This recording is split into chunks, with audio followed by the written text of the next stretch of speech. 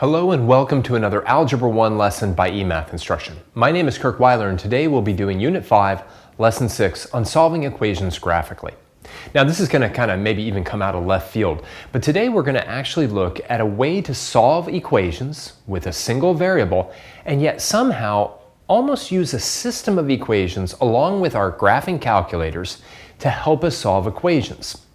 One of the amazing things about this technique is that you can literally solve just about any equation out there, no matter how complicated. It doesn't even have to be a linear equation. You can solve almost every equation out there using technology and a graph. It's really amazing. So make sure to have your graphing calculators available. We're going to certainly bring out the TI Inspire in just a little bit to help us. All right, but let's jump right into it. Here we go. Now, there are many algebraic techniques that we've learned to solve equations, but strangely enough, we can also use graphs to solve them as well. And we're going to start by solving an equation or a few equations that we could easily solve by hand, okay? But then we're going to also see how we can use our graphing calculator to solve them. So let's take a look at exercise number 1. Consider the equation 3x minus 2 equals 10 minus x. Letter A, solve this equation using standard methods and then show it's a solution, it is a solution, by checking. All right, simple enough. You certainly shouldn't need my help in solving 3x minus 2 equals 10 minus x, so pause the video now and go ahead and solve that equation.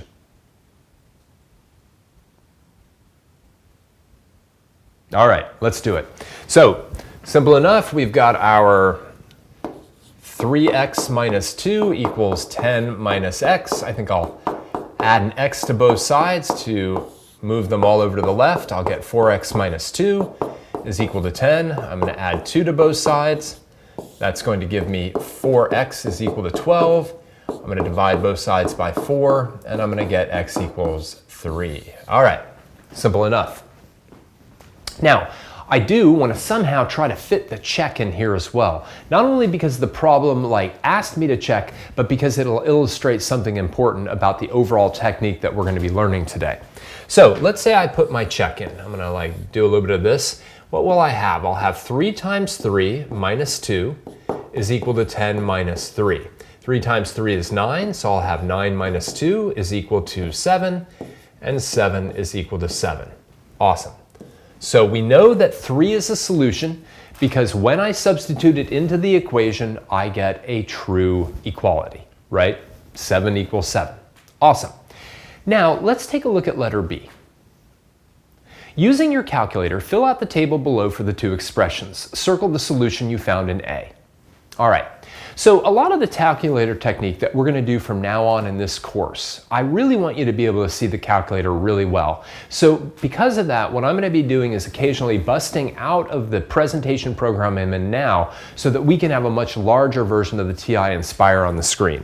So I'm going to do that for the first time right now. I'm going to bring up my TI Inspire and I'm going to have it sort of side by side right here. Now, what I want to do in this situation is I want to develop a table that will allow me to see values of the expression 3x minus 2 and values of the expression 10 minus x. I could certainly fill the values in by hand, but it's very, very quick on the calculator. So if I can just figure out a way to put this so that I can see everything, that's not going to be the easiest. All right, well, here we go. So for my first function, I'm going to put these in as if I'm graphing them. I'm going to put in 3x minus 2 for my first function, and I'm going to put 10 minus x for my second function. All right, simple enough. Now, I'm not going to worry at all about this graph right now. That's not my concern, although eventually I am going to use that graph in part C. I just want to use it to develop this table of values. To do that, I'm going to hit my menu. I'm going to put in a table, that's option 7, and I'm going to enter a split screen table. Now, it's a little bit tricky right now because on my split screen table, I can see my x values, and then I can see the y values for f1 for my first function. Keep in mind, my first function was simply equal to the expression that I had on the left side of the equation, 3x minus 2. So let me fill those in. For x equals 0, I've got negative 2. Oh, they vanished, of course. Let me bring it back out. I should have realized that. Oh my. I'm not sure what's going on there, but that's interesting. Escape. Wonderful. Okay. Let me bring this thing. Oh, wow, this is an interesting phenomenon. Okay, maybe this would have just been easier to do by hand. There we go. All right, I'm gonna bring this thing back. So we've got our table of values there. I'm gonna eventually copy those down. In fact, I've got 1, 4, 7, and 10. Jeez, 1, 4, 7, and 10. All right, let me bring my calculator out again. I'm gonna hit 1 to the right, so I just want my F2. And let's see, for that, right, I've got 10, 9, 8, 7, 6, that's easy.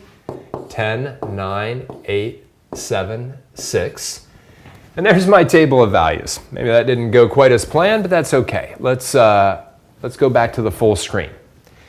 Now, right, remember, all I did was had my calculator generate a table of values for this expression and generate a table of values for this expression. That's it. And keep in mind, the solution to my equation was x equals 3. So let's see what's going on at x equals 3. Look at that. At x equals 3, right, what I see is the output of 3x minus 2 and the output of 10 minus x are the same. And that's in fact what I'm always trying to do when I solve an equation. Right? When I solve an equation, I'm trying to find the x value, or whatever the name of the variable is. I'm trying to find the x value where this expression and this expression have the same value. And notice what value they have. They have the value 7. Right? Which makes sense, because when I checked this thing and I put 3 into both sides, right, it gave me 7 equals 7. So I can tell easily from this table that x equals 3 is the value where the two expressions are equal. At all these other values of x, the expressions aren't equal.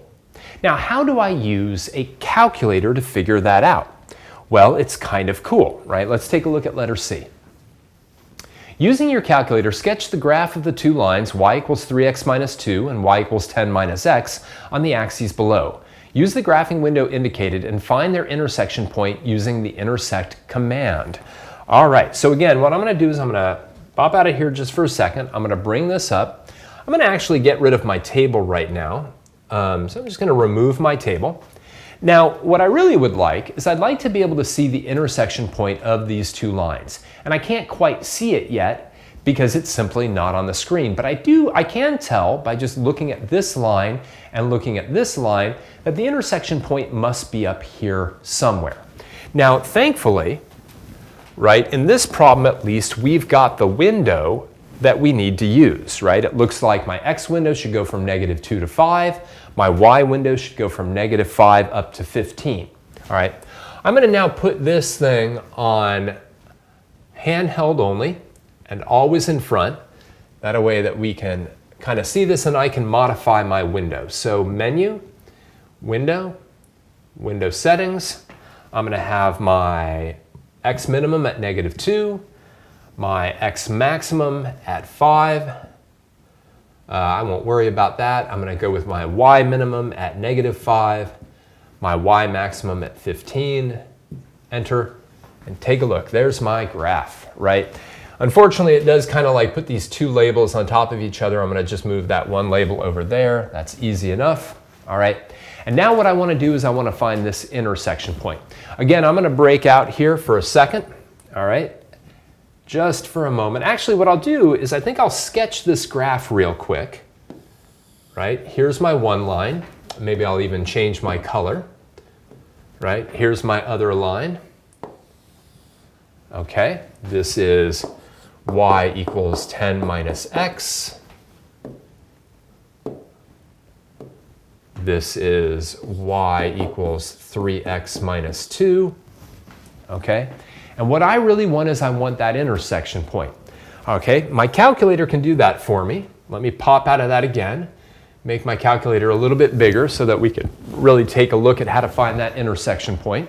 Now, to find the intersection point on this graph using the TI Inspire, I hit my menu. I want Analyze Graph. All right? Now, under Analyze Graph, choice 5 is, sorry, no, that's not what I want. Let me try again. I'm going to go Analyze Graph, and what I want is the intersection point, not the inflection point. Notice it says lower bound. What I want to do is I want to put that vertical line somewhere to the left. Notice that little vertical line that's dashed with a hand on it. I want to put that to the left of my intersection point. I hit enter. Then I use my touchpad to just sort of like move the hand past the intersection point. And I hit enter. And it's got my intersection point there. Let me just kind of move that away.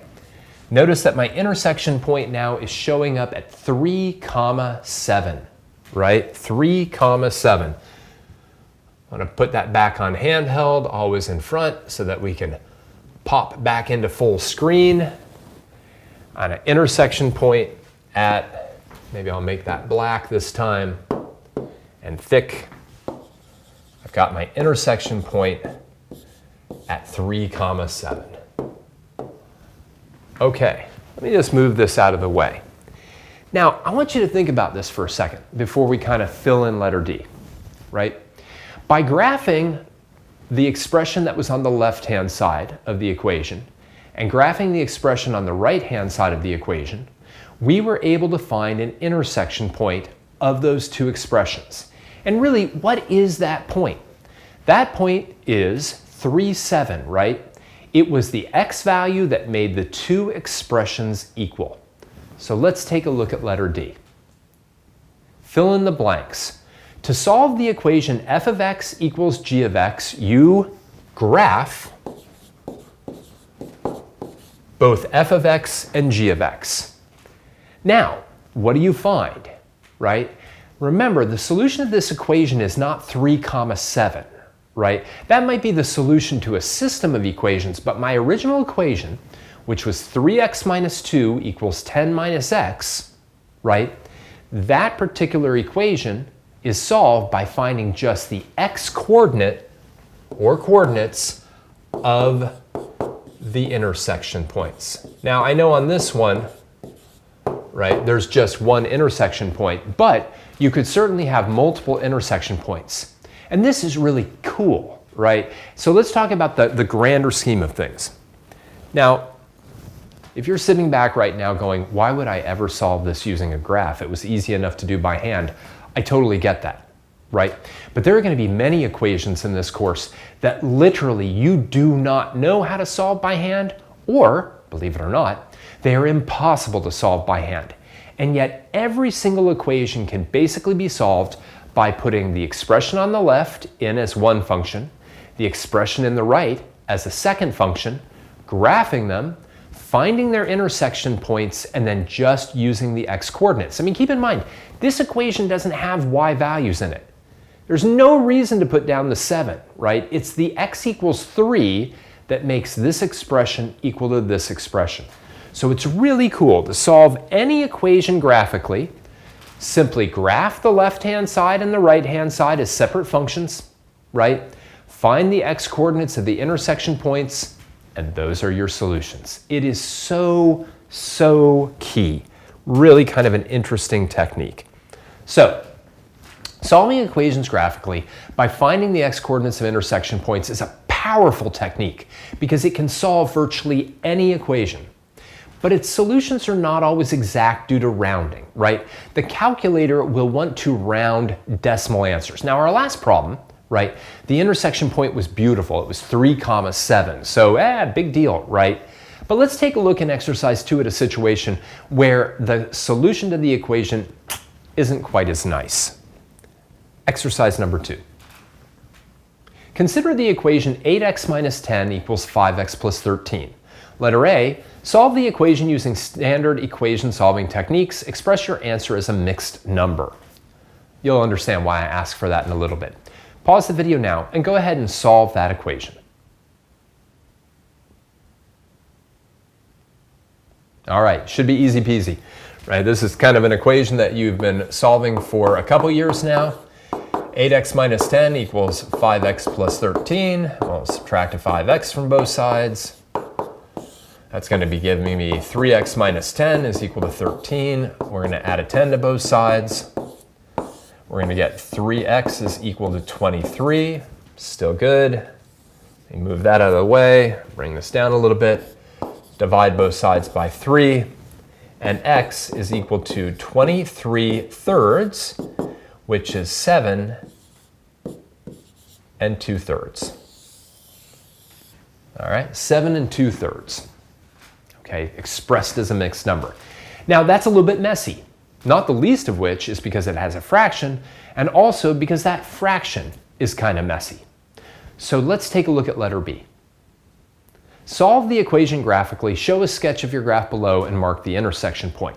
All right, so let's say for a moment we don't know this answer. We don't know 7 2/3. How do we do this graphically? Well, what we're going to do is we're going to take the left-hand side of the equation, y equals 8x plus 10, and then the right-hand side, y equals 5x plus 13. And we're going to put them in our graphing calculator, and we're going to find those intersection points. So I think I'm going to start a brand new doc right now, new document. I'm not going to save the old one. I want a new graph. All right, we're going to make it bigger in just a second. Actually, maybe we'll do that right now. All right, so let's make this thing a bit bigger. Bring it all the way over here, and what do I want to see? I want to see my side screen. There we go. All right, let's do it. So we've got 8x minus 10 is our first function. Let me see if I can get my thing there. Now I've got 5x plus 13. Bring this up a little bit more. That's my second function. And I've got my two lines. Now again, what's a little bit tricky about this type of situation is that I don't see my intersection point, right? I see my one line, I see my blue line going up there. I can't really see my intersection. That's where I have to be willing to play around with what is known as the graphing window to try to find my intersection. For me, I could actually literally like drag my window around, but most of you can't do that. So I'm going to just play with my window a little bit. I'm going to go into my menu, go into my window settings. Now what should be obvious is that I have to make my Y window larger. All right, my X window is probably perfectly okay at this point, but they're going to intersect somewhere a little bit higher up. So I don't know, let me make this equal to 50 and see what it looks like. Oh, that's better. It's actually pretty darn close, right? My intersection point is just about on the screen, but it's not quite there. So let me play with it just a little bit more. Menu, window, window settings. Let me make these a bit nicer now. I'm going to just go negative 10, 10. Let's go negative 5, and I don't know, let's make that 60 now. Maybe that's big enough. Ah, there we go. Right? Now I've got my intersection point on there. It's right there. So let's use the calculator now and its intersect command to find that intersection point. So I'm going to do menu, analyze graph, choice 4 is intersection. The line's already to the left of my intersection, so I'm going to hit enter. I'm going to now drag that past the intersection point, hopefully. There it is. Hit enter. And my intersection point, right, let me put it over here, 7.6667, 51.333. Now, even if you are using a TI Inspire, you might not have this exact answer depending on what level of rounding your calculator is set at right now. See, the TI Inspire, if you go into the menu and you go down to the settings, right, it says display digits. Now it's pretty light on the screen right now. Maybe we can go to the screen for just a moment, right? Where it says display digits, it says float 5 there, meaning that it's going to show me 5 things. Maybe I don't want to see that many. Maybe I only want one less. Maybe I even want less than that. Float 3, that's going to give me 3 decimal places, or 3 digits at least. Right now I see 7.67, 51.3, okay? Now I want to do a little sketch of this, so I'm going to put it back on handhold only so that I can keep it in front. All right, and what does my sketch look like? Right, maybe I want to mark my window, negative 10 to 10, right? I've got my lines here and here. This is going all the way up to 60. This is down here at, let's say, negative 5. Okay, and my intersection point is at 7.67, 51.3. Right? Now, right? We should also label our lines. This one was y equals 8x minus 10. This one is y equals 5x plus 13. Okay? Now, at the end of the day, one thing that confuses students a lot about this technique is they'll say, all right, so the solution to my equation is 7.67 comma 51.3. No, the solution to the equation is only the x value. And you know how you can tell that? The equation only has x's in it, right? There are no y's in the equation 8x minus 10 equals 5x plus 13. We're simply using the graph to tell us the x value when the two expressions are equal. And at least in this case, using that level of accuracy, x equals 7.67. Now again, one of the hazards of this, right, is the fact that that is not as exact of an answer as that.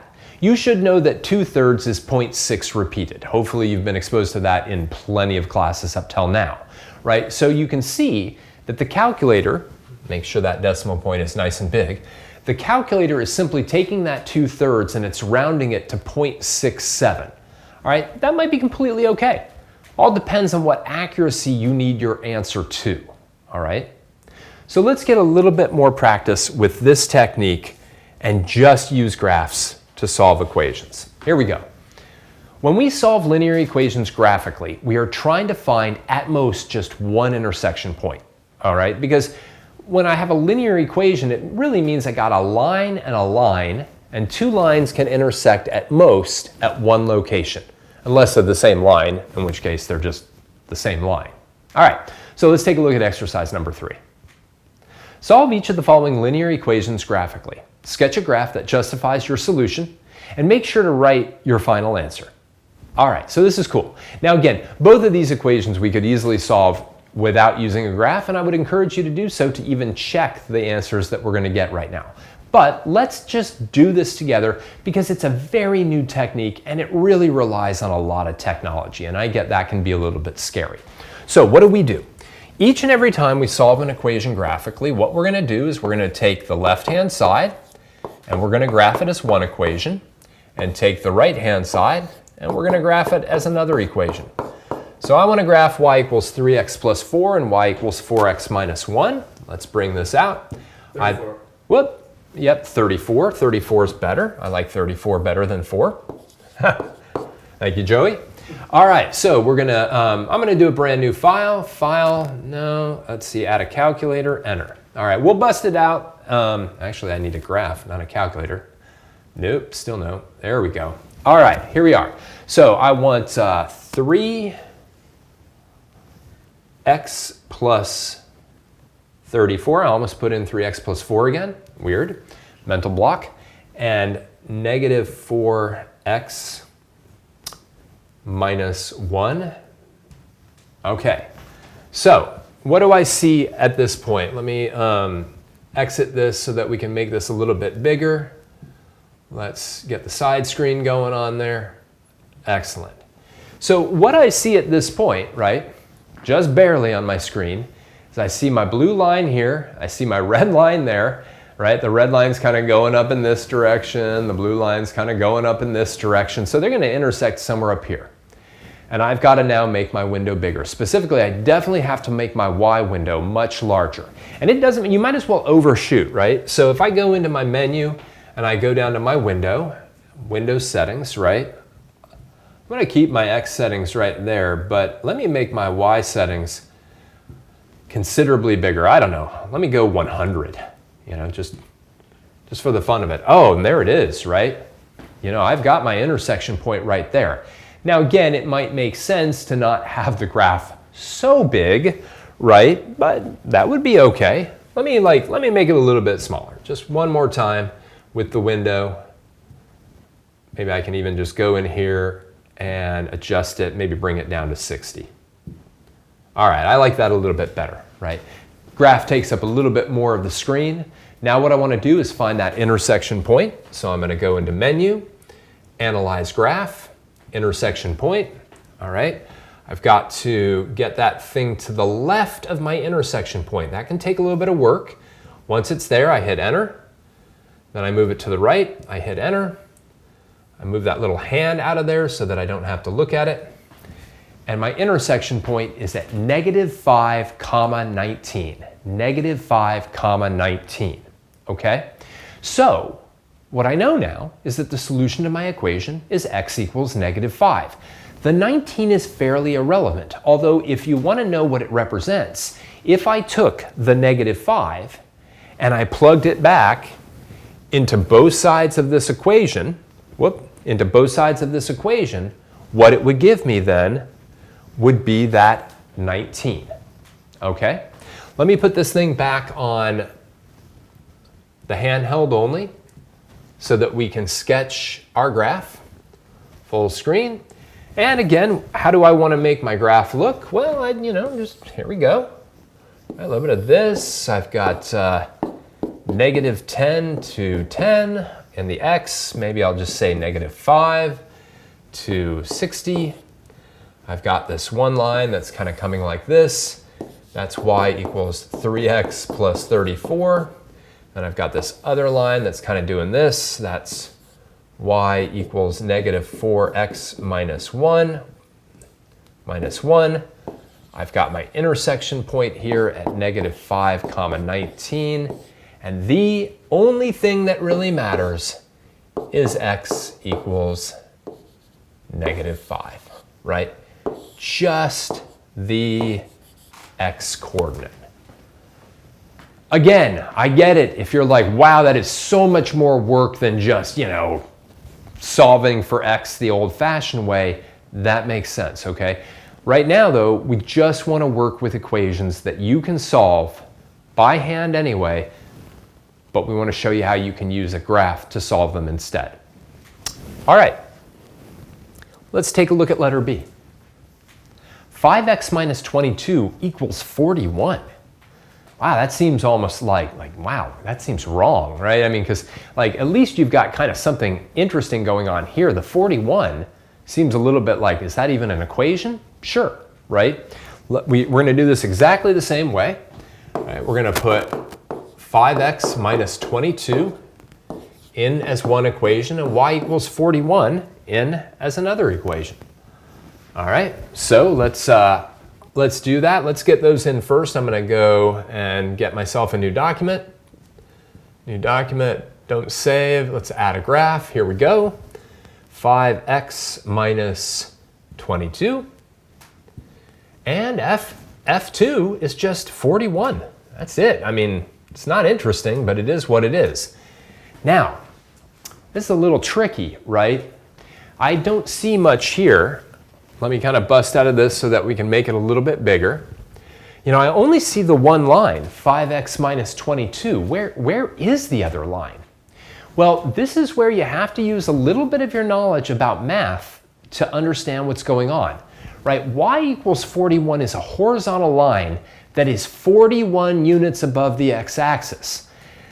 This y window only goes up to 6.67. Weird choice, but that's what it goes up to. I have to make that y window go above 41 or I'm not going to see the second line. But that's kind of nice. It's easy enough, right? I can now go into my menu, go into my window settings. I'm going to go all the way down to my y max and hopefully clear it out. I got to go past the 41. How much past the 41 doesn't really matter. I seem to be loving 60 today. Ah, there it is, right? So now I've got that horizontal line, y equals 41, and I've got the slanted line, y equals 5x minus 22. But I still don't see an intersection point because it's occurring somewhere out here, right? So now I've got to use, again, my window sense, and I've got to actually expand my x window this time. So this time what I'm going to do is go into my window settings. I've got to make my x max larger. How much larger? I don't know. Why is this thing doing this? Who knows? Let me make it into 20. Ah, there we go.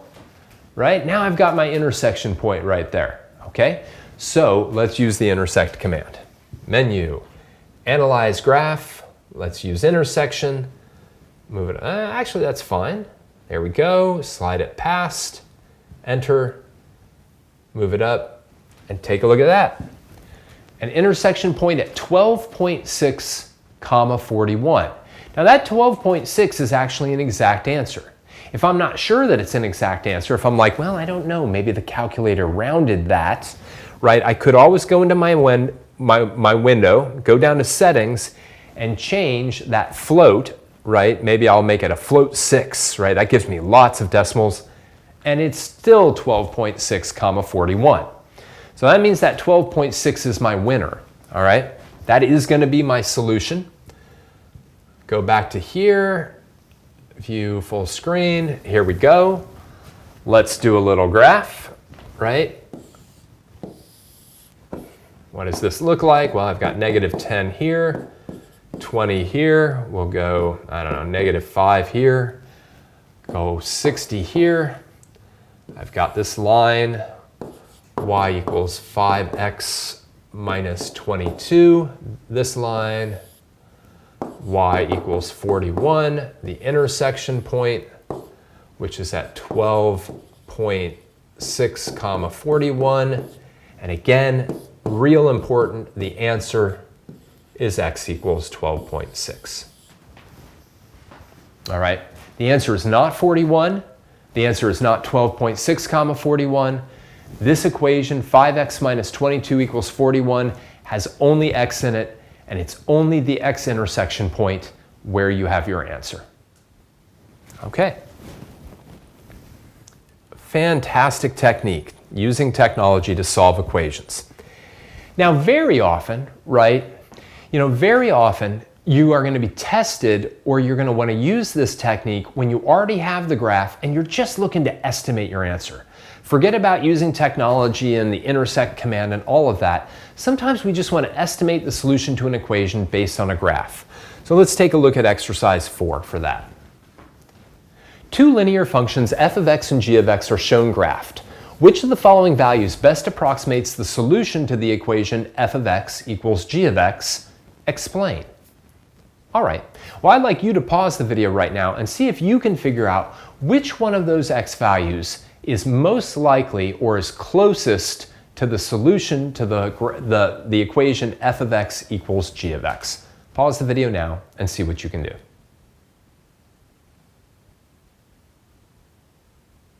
All right, well, how do we solve an equation that looks like this?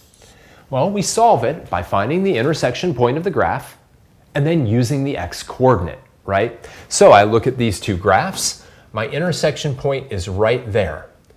If I come down from that intersection point and I look right here, that's something slightly bigger than 6, right, and less than 7. So that's my winner, right? The intersection point is about 6.25, comma 9, roughly, right? And so therefore, right, the x-coordinate is 6.25. Now notice, right, it's hard to see, but the y-coordinate is just about 9. It's not quite 9, but just about 9. So it would be easy to be like, oh, x equals 8.75. But again, number one, that wouldn't be x, that would be y. And two, it's only the x-coordinate that is a solution to the equation. You're really answering what x-coordinate makes the two y's equal. You don't care what the y is. You just want to know the x. All right, let's keep going on this. One last problem. Now, so far, all we've done is graphed a line, another line, and found their intersection points. But we're going to be dealing a lot in future lessons in this course with what we call nonlinear functions. Now, those are simply functions whose graphs don't fall in a straight line. It's pretty simple, right? And we should be able to use graphs that were given, right, to solve related equations even if they're nonlinear. So let's take a look at one last problem along that lines. Exercise number 5.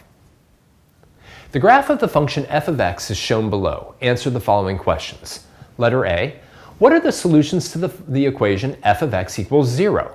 What graphical features do these solutions correspond to? All right, well, I'd like to know, this is kind of easy, right? I'd like to know the x values where the output of this function is equal to 0, right? Pause the video now and see if you can figure out what those are.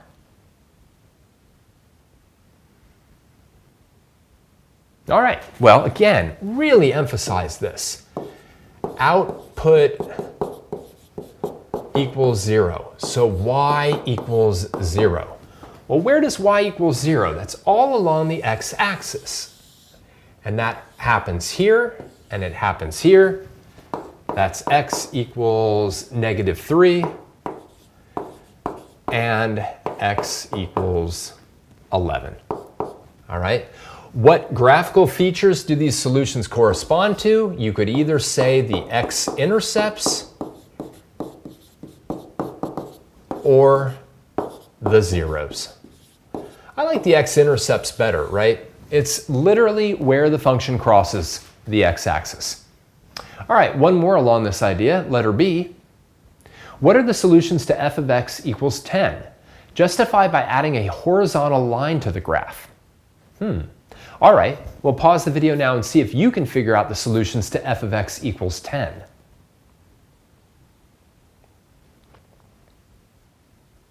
So, we've already got the graph f of x graphed. It's right there. We also need y equals 10 graphed, right? Well, that y equals 10, right, that is a horizontal line.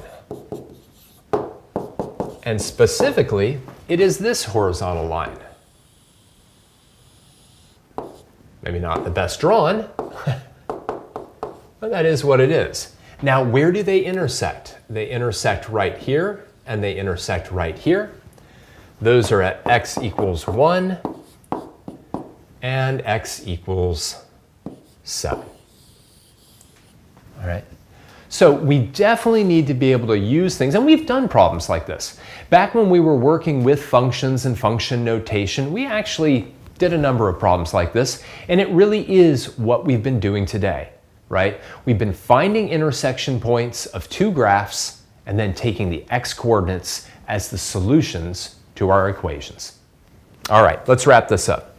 So today, we really saw one of the major ways of solving equations. Now, one of the things that's a little bit unfortunate is that you probably don't see a lot of purpose to what we did today, because pretty much every equation we solved today, you could have solved by hand without using a calculator at all. Understandable if you're a little bit skeptical of the technique. The wonderful thing about this technique is that literally, by graphing the expression on the left-hand side of the equation and the one on the right-hand side of the equation and finding the x-coordinates of their intersection points, you can solve virtually any equation on Earth. I mean, like literally anything. Because the technology of graphing calculators is so impressive and can find those intersection points, it's actually fairly easy to do. The most challenging part is finding the appropriate window and then using the actual technology to find the intersection points themselves. We'll be using this technique throughout the course. It'll pop up here and there, and you just never know when all of a sudden we're going to pull that graphing calculator out and use it to solve an equation graphically. For now, I just want to thank you for joining me for another Algebra 1 lesson by eMath Instruction. My name is Kirk Weiler, and until I see you again, keep thinking and keep solving problems.